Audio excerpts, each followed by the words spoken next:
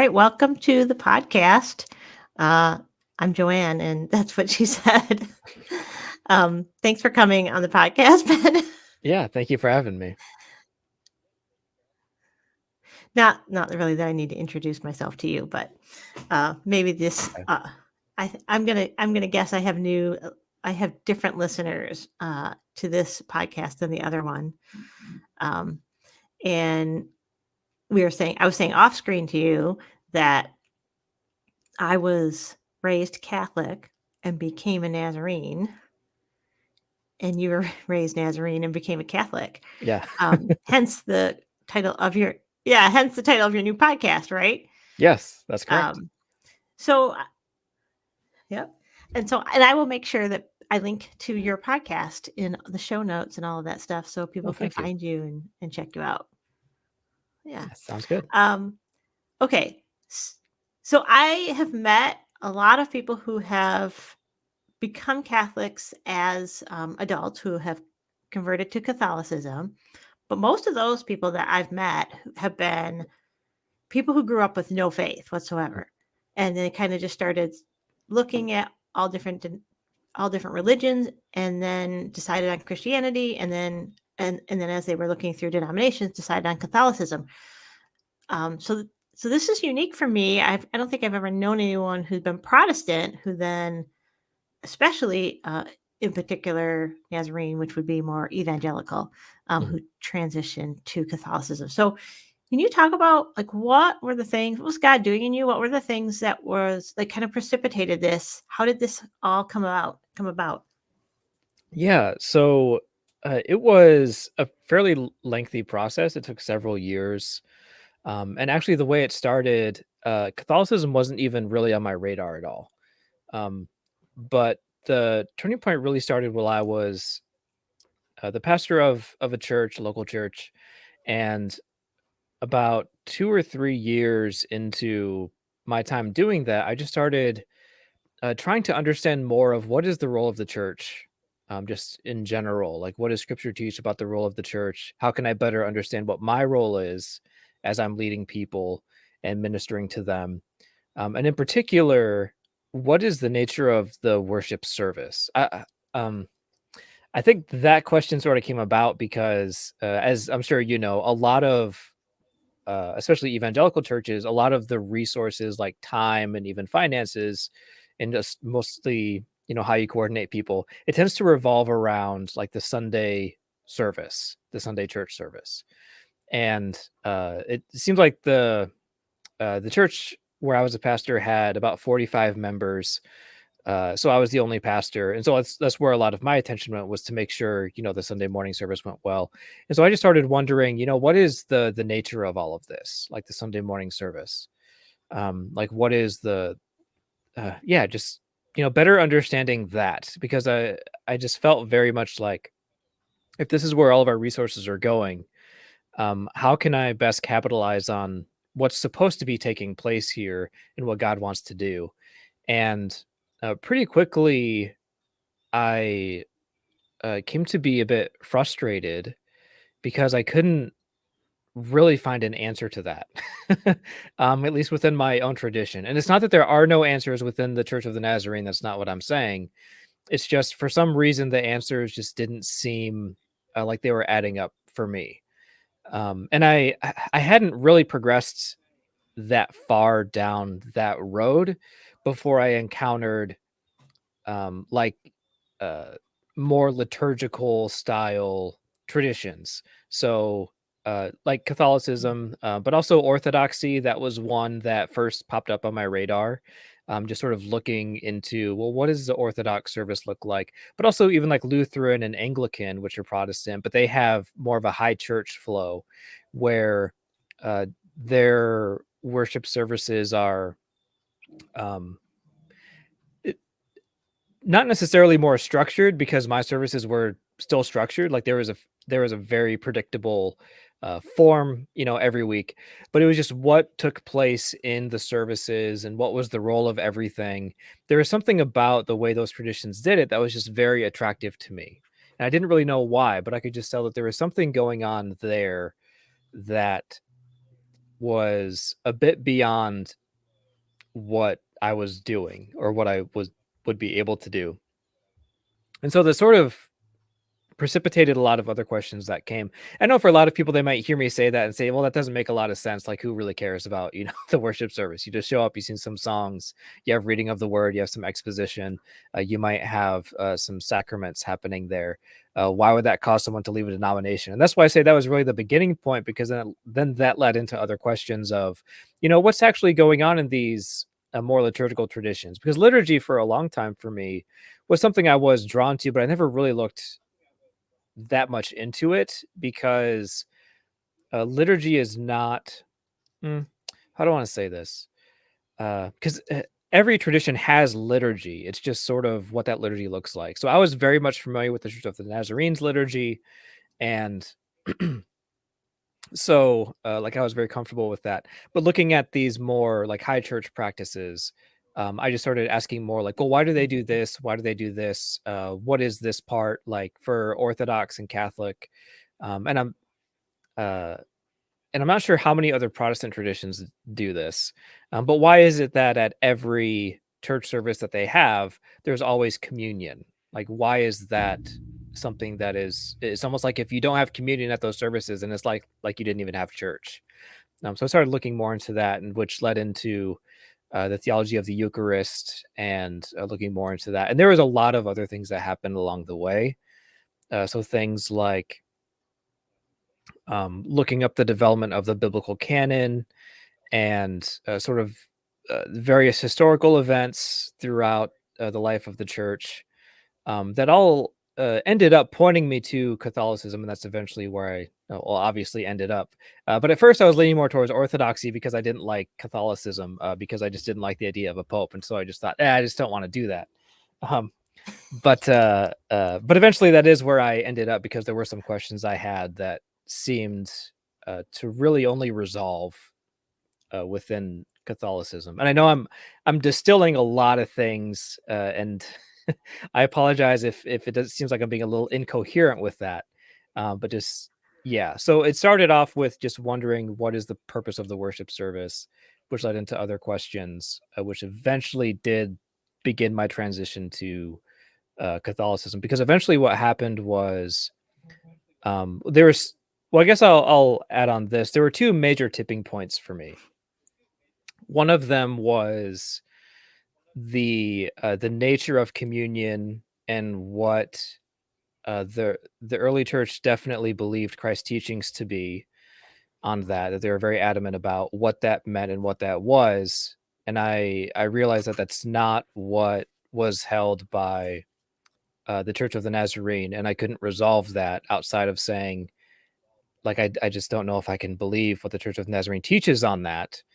Um, So that was one tipping point for me where I realized, well, I can't really be Nazarene much longer if that's the case, because I don't want to, scandalize people and believe one thing but still be Nazarene, even though I hold beliefs that are contrary to it.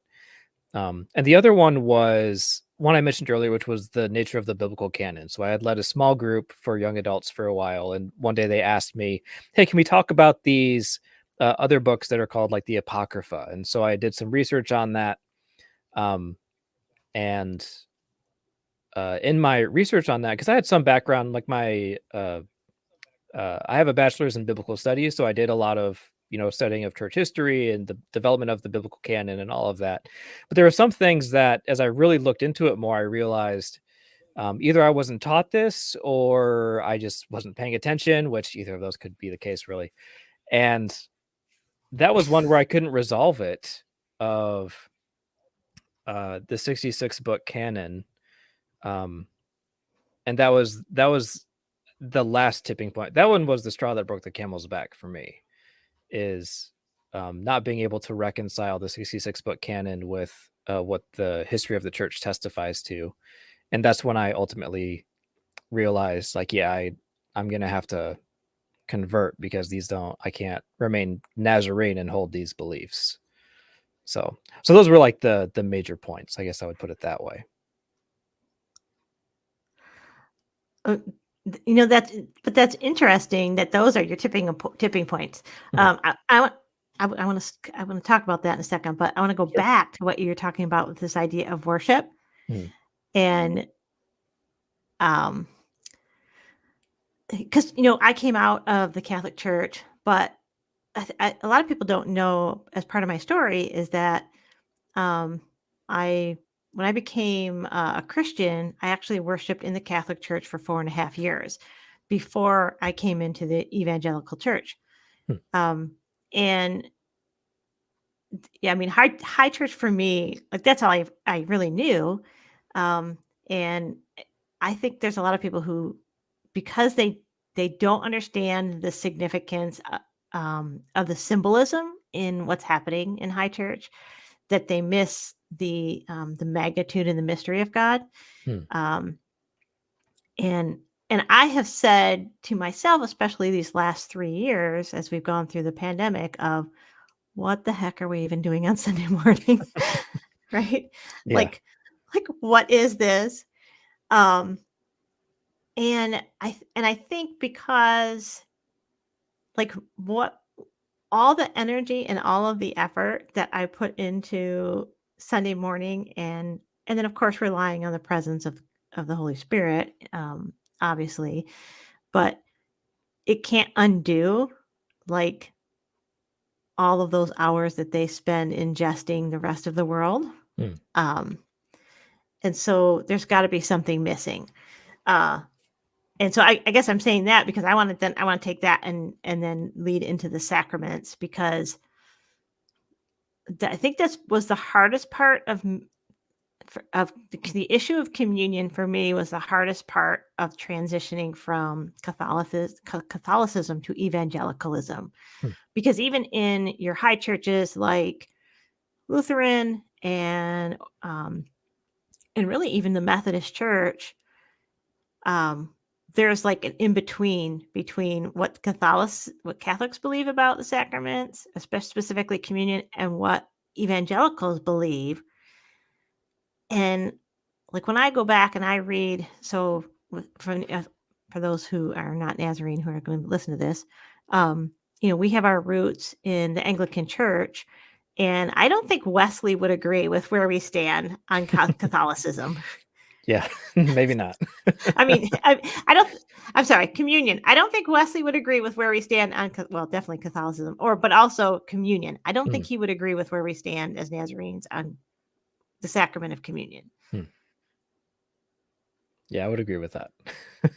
I think, yeah, I think we've taken it so low Hmm. because I did listen to your episode on worship, Oh, um, and thank you.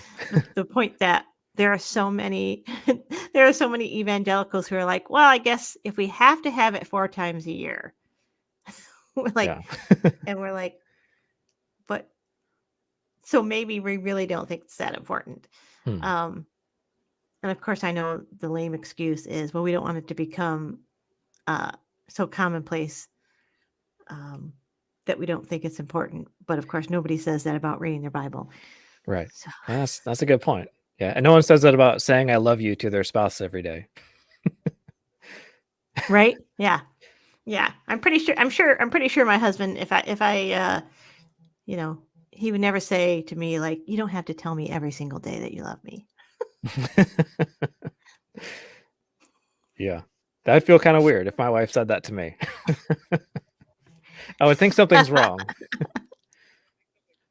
Right?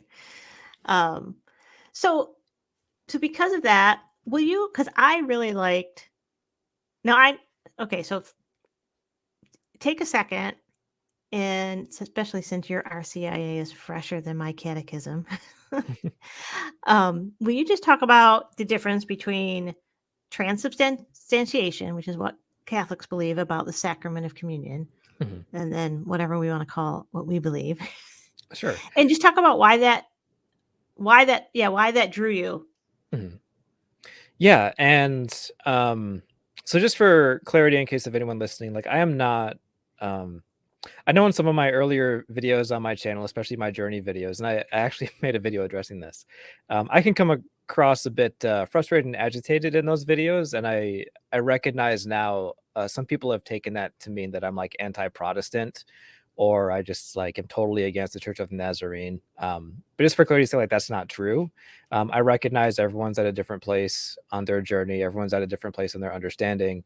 So I hope nothing I say comes across as being judgmental or anti-Protestant. Like I do have my own opinions on that and my own beliefs, but I just don't want to seem like I'm talking down or anything, because that's certainly not my intent.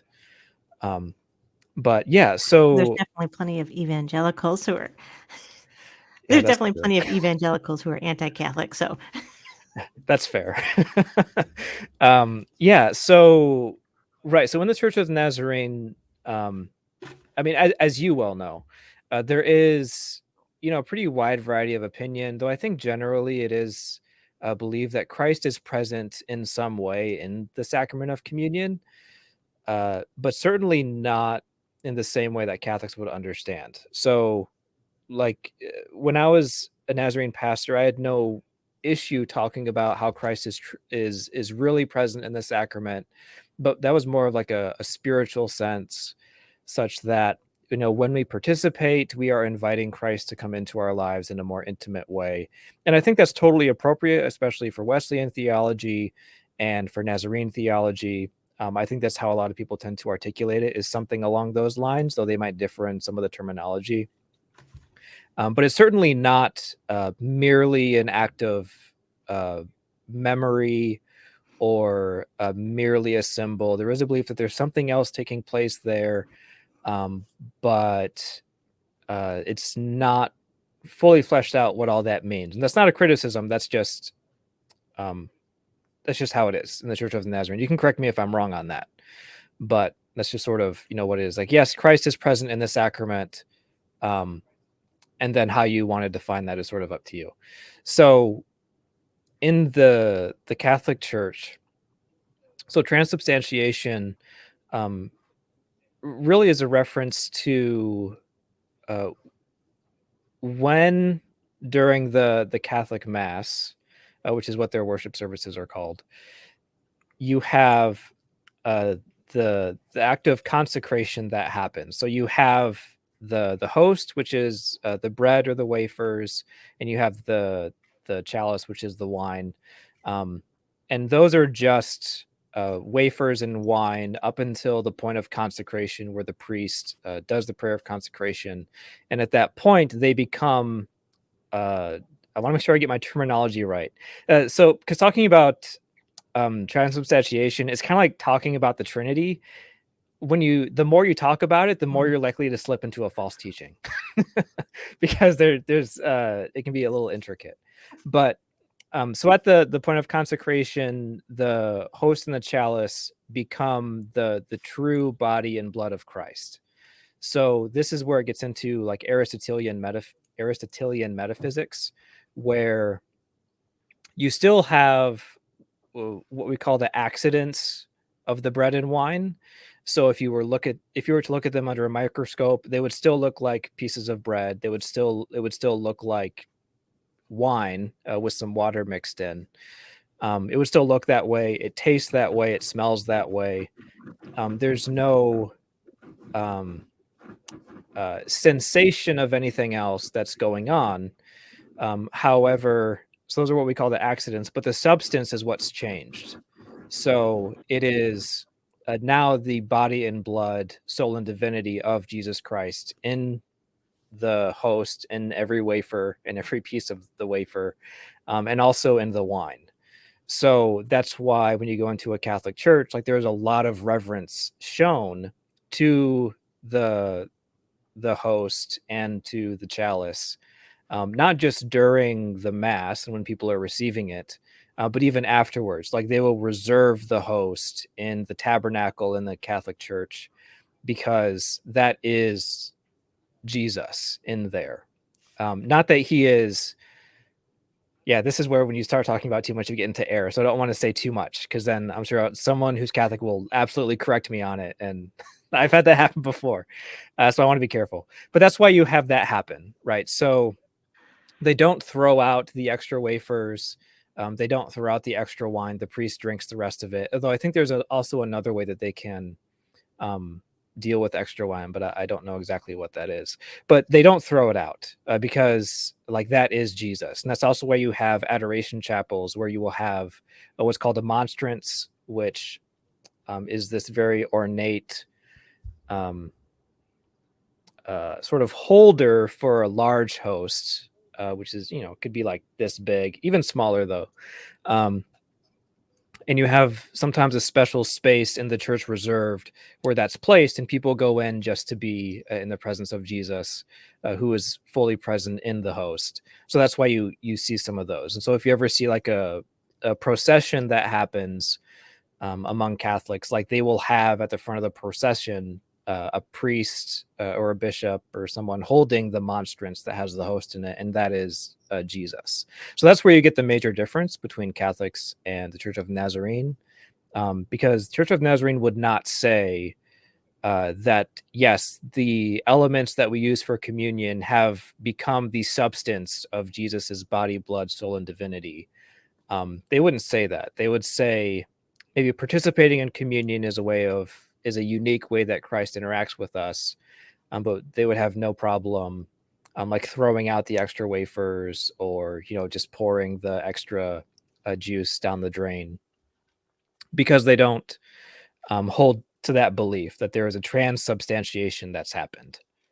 So I think that would be like the major difference for sure, which is also why at the mass, like if you don't have communion, then it's like, well, what are we there for? Because the communion is where like Christ truly shows up in a physical way, and we participate Right. in eating his body and blood. So I guess that's how I'd summarize that. Yeah. Yeah, and if they don't have communion, they don't even call it mass. Yeah, it's like, well, what is that? I guess it's just a Yeah. gathering. Right. I don't Yeah. I don't know, I think I don't know, maybe it's just a prayer gathering or whatever. Right. Um, yeah. Uh, uh, and there is what's interesting is that for a lot of people, a lot of Protestants don't realize this, that the Catholic Mass, um, everything is leading up to the sacrament of communion. Like Mhm. everything points to that. Um, and is taking you like that's the pinnacle of the worship gathering.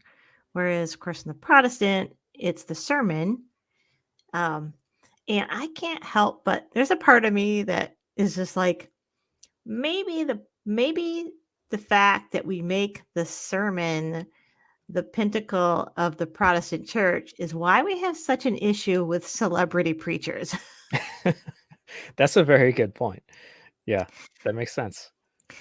Yeah, there's not a whole lot of celebrity priests out there, other than the Pope, right? Like, Yeah, not too many. Yeah, not that I can think. I mean, there's some who like give good talks, but I don't know of apart from like maybe Bishop Barron. Um, I mean, there's not that many who are you could say are celebrities. No. right? Yeah, yeah. Uh, but I guess Richard Rohr. Oh, that's true. Yeah, Richard Rohr. But yeah, having the sermon as like the center point, Which that's a lot of pressure. A lot of pressure. Because if you mess it right, up, it's like, oh, why did people come to church today? right, and you better have 52 originals Yes. that are tweetable.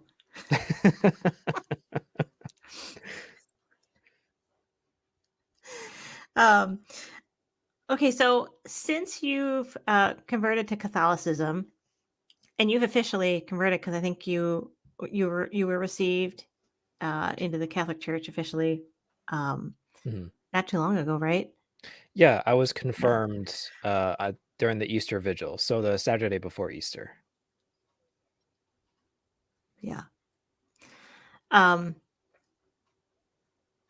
and they don't rebaptize.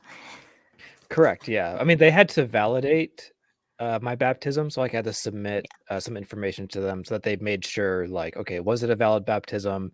Yes, there was someone in my group who had what's called a conditional baptism, because she came from a church where she didn't have any record of it, and it happened a while ago, and it was kind of a really weird situation, and so they weren't sure, and so the priest or the deacon said, "Well, we'll baptize you just in case that one was invalid." So she had a conditional baptism.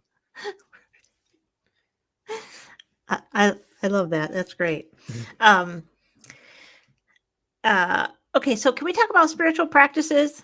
Sure. Yeah. Okay, so in the Protestant church, especially the evangelical church, we tend to be very heavy on daily reading of scripture and personal prayer. That seems to be like the heavy ones. Mhm. Like you can get away with not doing any other spiritual disciplines, but if you don't do those, there's a possibility you're going to hell. Yeah. Um, but when you talk about how are your spiritual disciplines different now that you are Catholic? How are they the same? What are the spiritual disciplines that you find that you really thrive, Hmm. that your spirit thrives in? Yeah. It was very overwhelming at first. Because you're right. Like I was used to, okay, like daily prayer, daily Bible reading, participating in, my church community or participating with my church community. But yeah, when I was entering the Catholic Church, it was very overwhelming very quickly because there's a lot that goes on. So yeah, so I guess the easier part of that question is, oh, what way are they the same? Daily Bible reading is still very much something that I carry with me, and it's something that a lot of people say you should do. Even in the Catholic Church, I know it's sort of a meme that, well, Catholics don't read the Bible. Though if you go to an Easter vigil, they'll read the whole thing that night. It's it could be there's a lot of readings. Right. Um, but so yeah, daily Bible reading, and there's a lot more to read too. So I've been trying to catch up on reading the Deuterocanon uh, as well. So yeah, daily Bible reading, daily prayers, personal prayers, but also uh, you have a lot of what's called like devotions. So some people have, I mean, geez, there's so many. I've barely scratched the surface myself, but a very common one is the rosary. So people will pray that every day. And for those who aren't familiar, the rosary is a series of prayers that are intended to help um, cultivate a space for us to reflect on sacred mysteries. So you have four sets of mysteries. You have the joyful mysteries, the sorrowful mysteries, the glorious mysteries, and the luminous mysteries. And what each of those are each um, set of mysteries, like the joyful mysteries, for example, is a set of five separate events from the life of Christ. So, the joyful mysteries, for example, are the mystery of the Annunciation, where Gabriel appears to Mary and tells her that she's going to conceive the Messiah. Then you have the Visitation, which is where Mary visits Elizabeth and stays there for 3 months. You have the Nativity, where Christ is born. You have the Presentation of the Temple, which happens, I think it's 8 days after Jesus was born, and they present him to the temple, and you have the prophecy that's said over him. And you also have the finding in the temple where Jesus is still a boy, and Mary and Joseph, they leave Nazareth, and then they realize Jesus isn't with them, so they have to go back and find him. So you have, um, yeah, 5 minute mysteries for each one, and so you rotate through those, and you sort of reflect on those, like, what do these things mean? Um, what do these things teach me about who Jesus is? What do these things teach me about the church? What do they teach me about who I'm supposed to be? And so that's one that I do. That's a daily practice for me. I'll pray the rosary, which is, 5 mysteries for each day. Some people do like the full rosary, which is all 15 or all 20 mysteries, depending on what format you do. I can only do five. I have a toddler at home. I have a lot going on. I can only do five a day. So I incorporate that into my practice, and that's been very helpful for me too. Just to get in that discipline of doing it, and just through that process of reflecting on those intentionally, um, multiple times a week, has helped me better understand, obviously, those particular portions of the life of Christ. Um, but just also, knowing that I'm participating in an act that a lot of other people are participating in as well privately, and just getting into that discipline of prayer. Even sometimes it can feel like just you're doing it just out of habit, and what's really going on here. But I feel like even when I was in the Church of the Nazarene, I very much emphasized, at least in my ministry, like sometimes, yeah, you're not gonna feel like there's a lot happening, but it's important to just cultivate that discipline. So that's one way in which my daily spiritual practices have changed. Another one is examining like the life of the saints and how they lived out what it meant to be Mm, Christ in the world. So I read a book recently. It's Saint Therese's diary. Well, it's not really a diary. It was a series of letters she wrote, but it's called "The Story of a Soul." I don't know if you've ever read that or if you're familiar with it, but she was a Carmelite nun in the mid 19th century, and just her reflections on how she lived uh, as Christ was just it blew me it blew me away. Just how she incorporated things so simply.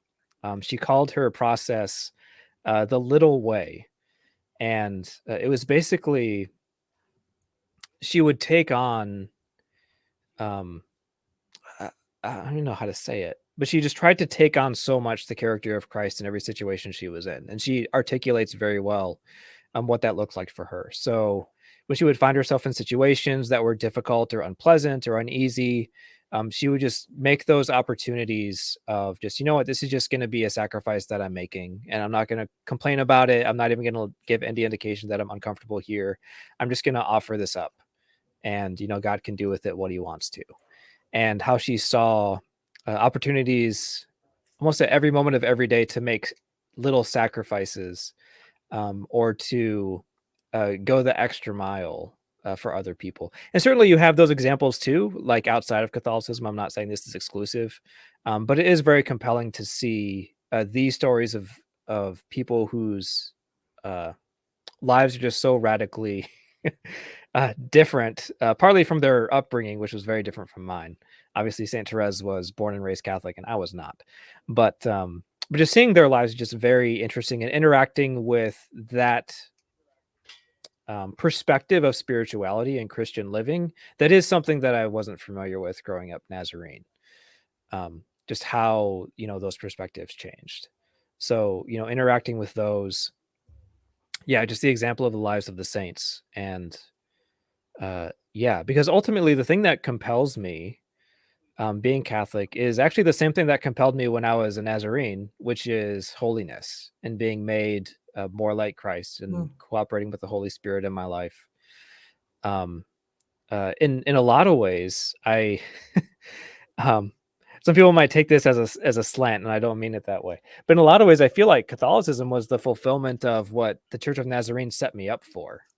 So in that way, like, I don't see a conflict between my background as a Nazarene and becoming Catholic in terms of my relationship with Christ. If anything, I just sort of see uh, almost a realization of where the Church of Nazarene was pointing me, which is, yes, live like Christ, be sanctified. And then with Catholicism, I sort of gain, the lives of the saints, where, these are all these examples of what holy living looks like. And so I find that very compelling, to sort of see that and see, like, these are just ordinary people. But they allowed God to use them in incredibly extraordinary ways, and most of the time in very private ways. Like a lot of the people who, you read about that are saints, like they were not very well known at the time. Most people just didn't know who they were. Like Saint Therese, she was a cloistered nun. Like no one really outside the convent even knew who she was. And the people in the convent even commented, I think even after she passed, like, yeah, she was nice. Didn't really know her that well, but yeah, she was nice. But then of course, after the fact, people began to realize, like, wow, like she really there was something incredibly holy about her. So yeah, I think I went off the rails a little bit. Yeah. I think I strayed from your question. Sorry. No, no, I think that's um I there's um there's a uniqueness in the Catholic Church about looking at the saints and especially the mystics, um, and and how they live their lives, but also that I think a lot of the Protestant Church misses is um, like how radical they were in starting new things and new Mm, works, and how like women just were expected to do those kind of things. mm, Like we've got all these, women in the, women mystics starting their own orders and stuff like that, and orphanages and schools and stuff. Um, and that was just what you did. mm, And and I think now, in our tradition, maybe because we've divorced ourselves so much from our Catholic roots, right? mm, As Protestants, that um, we, especially women, we find it so difficult, um, to serve God in the church, serve the church. Um, mm. and we're constantly having to, defend our call and those kind of things. And you have people like Saint Therese and um, Saint Teresa of Avila, who and Mother Teresa, right? Yeah. Who just went off and did their thing. They started orders and did their thing, and they're Hmm. like, I ain't got time to worry about whether or not you think I should be allowed to do this. There are people who need to be ministered to, and so that's what I'm going to do. Hmm, Um, yeah, and how much I think we can learn from. Uh, like there was a certain amount where they did not care about red tape. Like they're just going to do it, hmm. which really is like, oh, that's what holiness is, right? We're just going to do what God has called us to do. Yeah. Um, yeah. Okay, so I'm curious, when you started RCIA, Hmm, what was the thing that maybe surprised you the most about Catholicism? hmm. And that surprised me the most. Um, I mean, on the surface of it, I was surprised how many big families there are at my parish. Like they have like 7, 8, 10 kids. I mean, there are kids all over the place. My goodness. They're just producing like Well, rabbits. I was at my dad's one of 11. Yeah. Yeah. Um, so that was one. The other one was just how um I don't know, because yeah, like sort of what I had mentioned earlier. Growing up Nazarene, you sort of hear a lot of stereotypes about Catholics. And one of the things that surprised me was how in a lot of the homilies that our priest gave, who's a fantastic priest, but I've also listened to other, homilies, and I've gone to other churches to visit, how a lot of those homilies, they could have been said in the Church of Nazarene and no one would even know. I mean, unless there's like an overt mention to maybe one of the deuterocanonical books, or, a mention of, oh, well, Pope so and so mentioned this, or a particular Catholic doctrine, like explicitly mentioned. Um, yeah, a lot of it is, um, uh, it's not like some totally new way of thinking, especially from a Nazarene perspective. Because one of the things I used to say, because it's one of the things I was told, which I do believe is true. The Church of Nazarene is not that far off from Catholicism in a lot of its theology, especially its theology of sanctification. It's very, very close. And so, like hearing a lot of the homilies, um, like it was not surprising to me. And I've had some people who visited my parish with me, and they've even walked away saying, like, "Wow, like that wasn't anything like what I expected." Says I could have heard that at my church. So that one did surprise me. Yeah. So, yeah, it surprised me in sort of a mundane way. I guess I expected more, explicitly Catholic things and more overtly not Protestant things, um, just because I wasn't sure what to, be familiar with, but Yeah.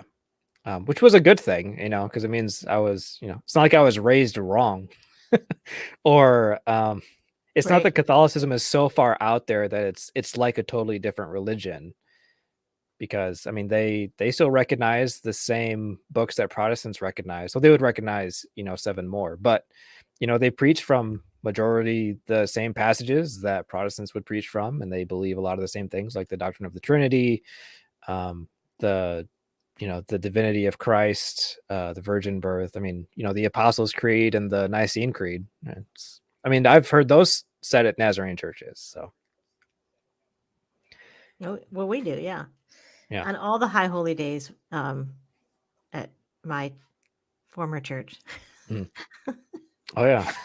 we say the creeds. Yeah. Mm, um, yeah, one of the things that surprised me in the other direction, so because I came out of the Catholic Church, and mhm.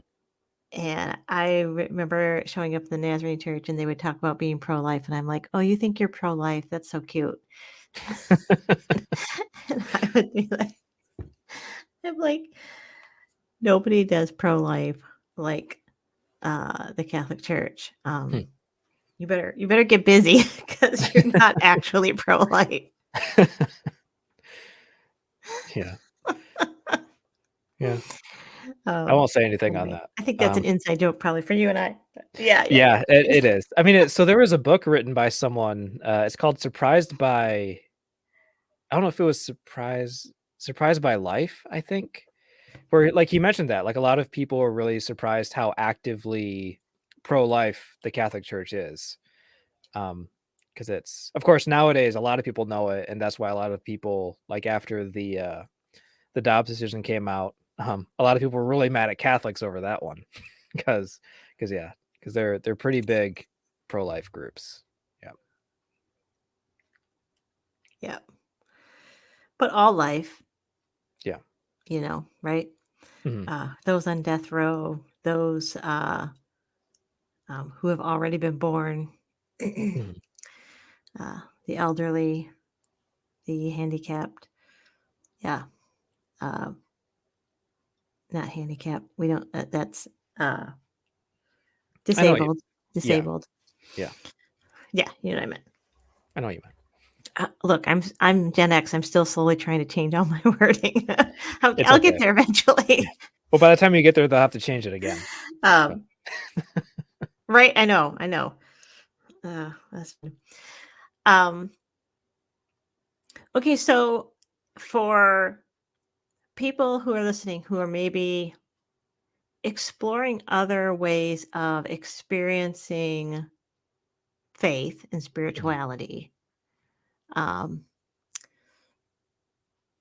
I guess just advice or a suggestion on um, how they might explore something new.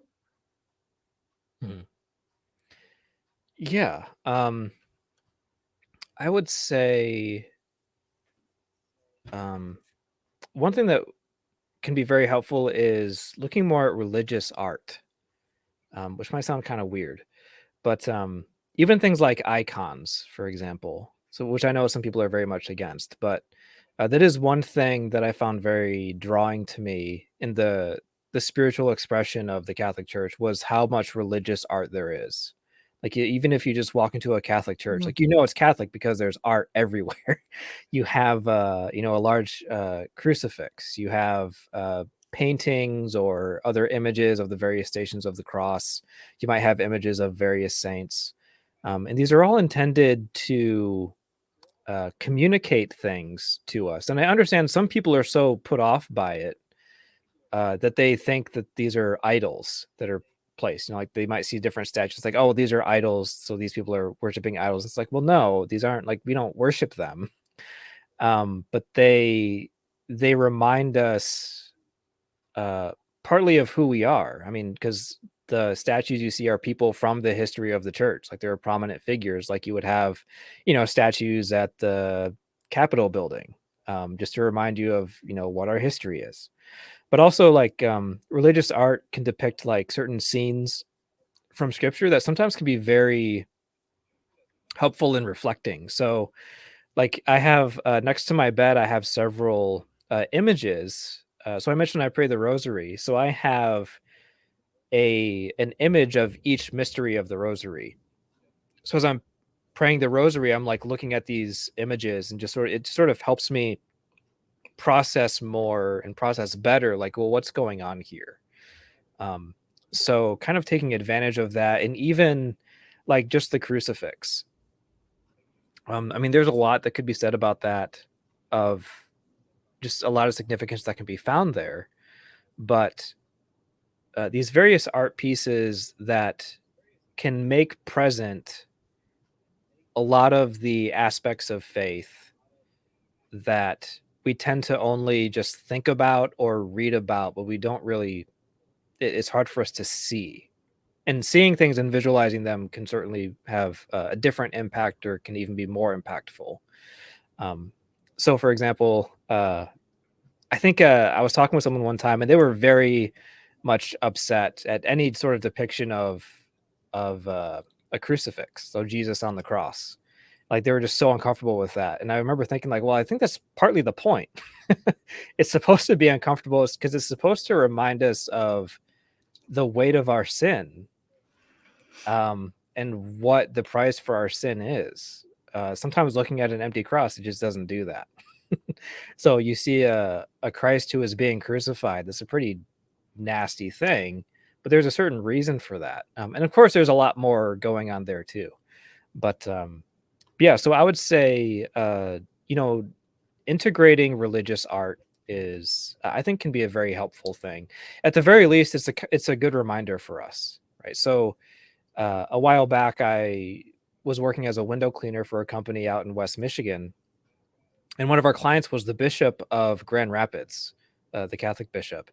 And so I was cleaning the inside of his house, and he had artwork all over the place, and it was a bit frustrating for me, in the sense that I constantly felt like God's presence, and that was frustrating for me because um, it made me a little bit OCD in all the work that I did, because I was like, no, I need to do this well because I know that God is present here. Like, not just in this house, like I know he's with me all the time, but I'm just constantly reminded that he's here. And so I don't want to do something just halfway. I don't want to give just a half effort. Like, I want to make sure that I work well. And I've obviously never forgotten that. It's always stuck with me. And the thing that triggered it was I was in a house that just, he had scenes of Jesus walking on water. He had scenes of Jesus washing the disciples' feet. He had, various images of, various saints throughout the house. So it was always these reminders, sort of subconscious reminders of the greater reality that goes on around us all the time. That there is, a supernatural element to our lives, and that Christ is constantly drawing us towards him, not just when we read the Bible, not just when we pray, even not just when we're conscious of it, but all the time he's drawing us. And so I found that to be a very helpful way to facilitate that awareness of that, and sort of cultivate that in my own life, of trying to always be aware that God is working. And so, yeah, so that's why I find religious art to be very helpful.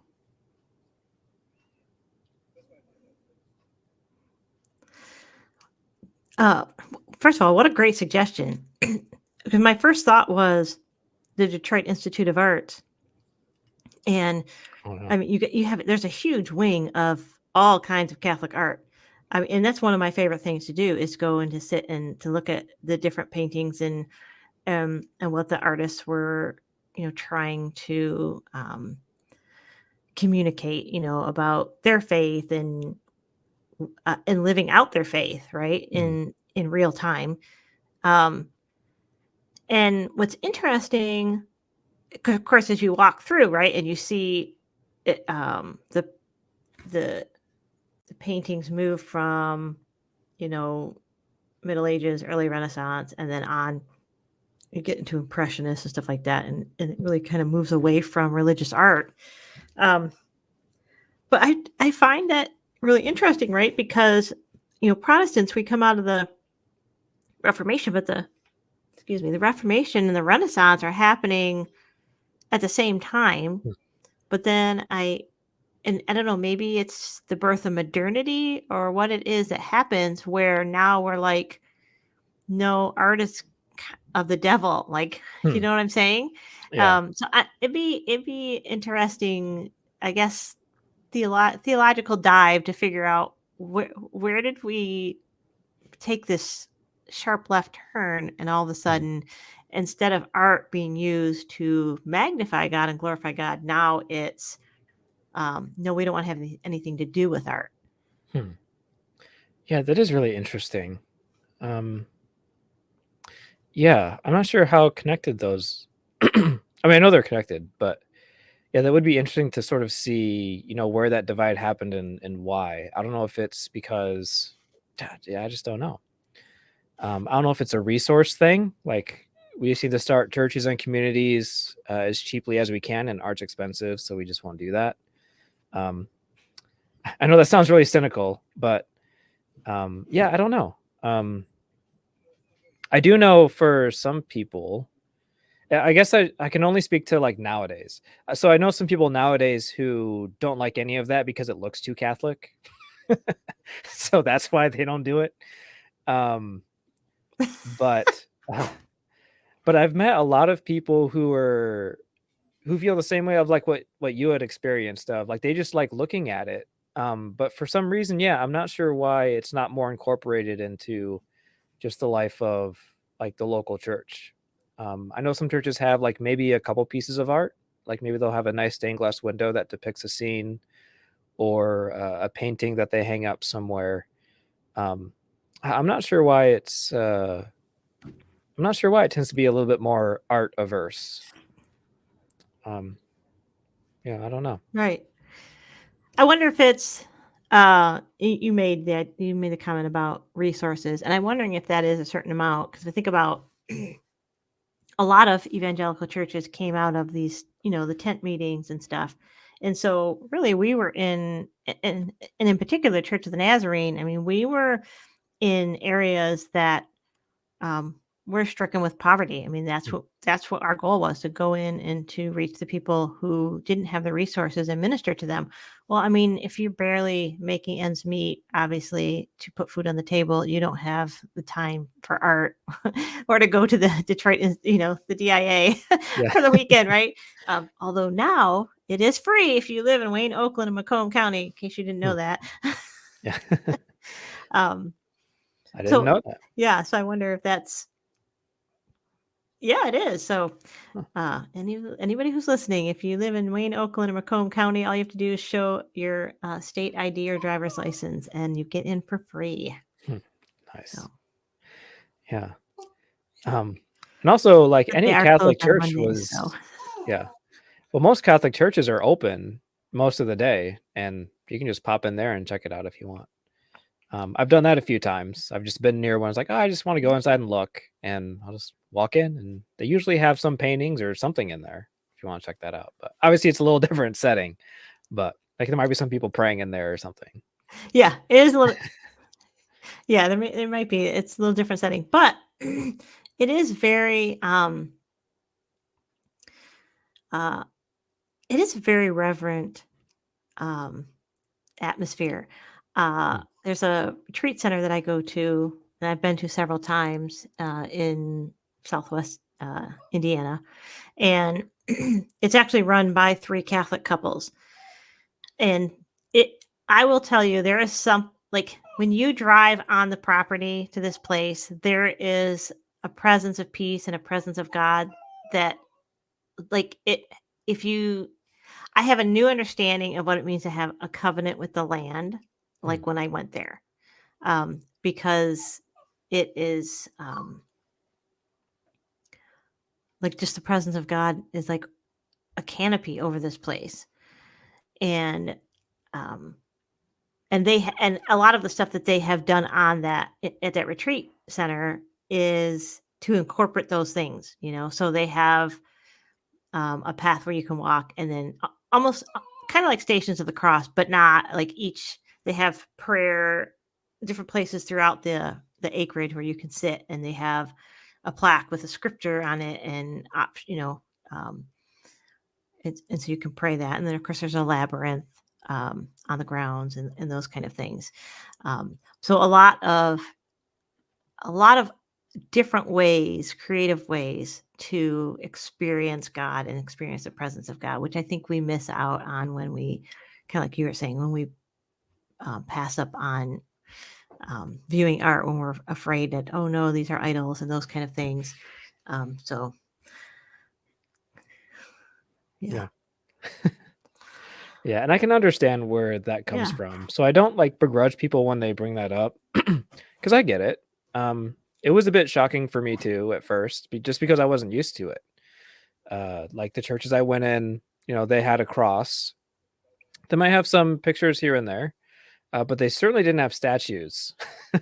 Not even really statues of Jesus. You might have one of those every now and then, but certainly no statues of like Mary or Joseph or any number of these other figures that are wearing a cassock or or some other sort of habit.